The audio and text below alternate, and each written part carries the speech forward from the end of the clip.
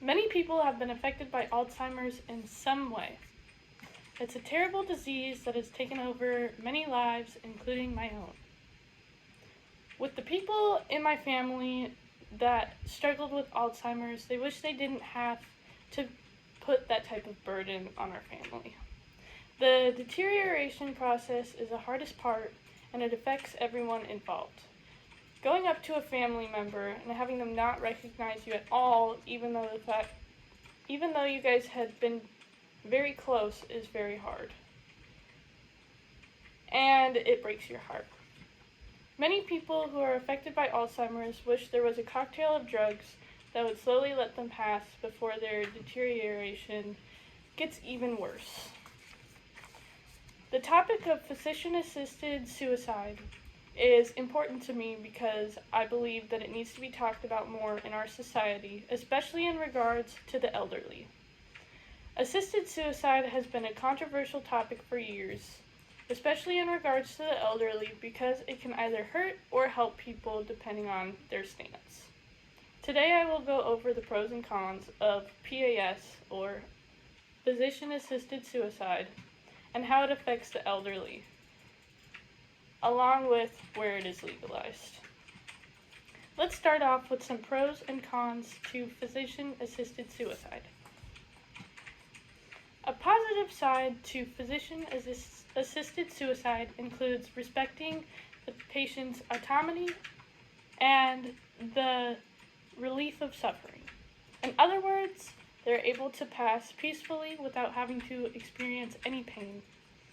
Some negative impacts include a spike in teen suicides, as mentioned by BostonGlobe.com, and some may be experiencing advanced forms of depression because of their illness, which causes suicidal thoughts. This information was also found on CNN in the article called "The Terminally Ill Should Be Allowed to Die." This happens especially with cancer patients or other people who are terminally ill. Let's take a look at how physician-assisted suicide affects the elderly.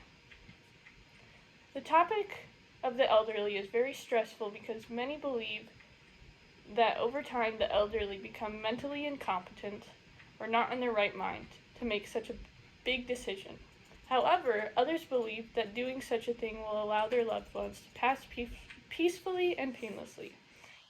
Physician-assisted suicide can help and hurt anyone. It can be addressed differently according to every situation. Let's also look at some places where this type of procedure is legalized, however. Oregon became the first to pass its death with dignity law.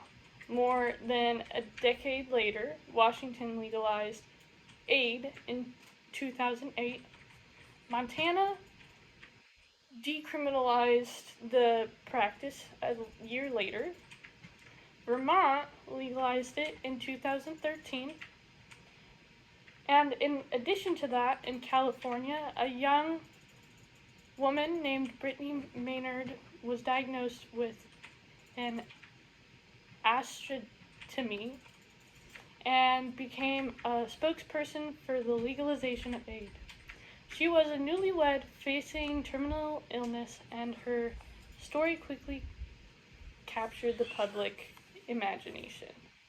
Brittany's death by lethal injection in Oregon in 2014 influenced her home state of California to legalize aid in 2015.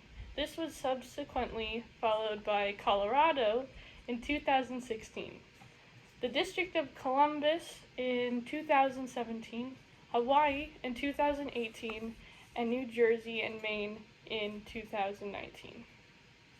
This concludes that physician-assisted suicide is a controversial topic, especially in regards to the elderly, because it can either hurt or help people depending on the circumstance. As stated before, there are so many pros and cons to every situation regarding this topic.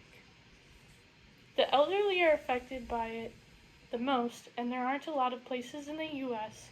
that allow this type of procedure. Many people have witnessed or suffered from mental illness and or terminal illness, and they feel the need to pass rather than suffer for long periods of time.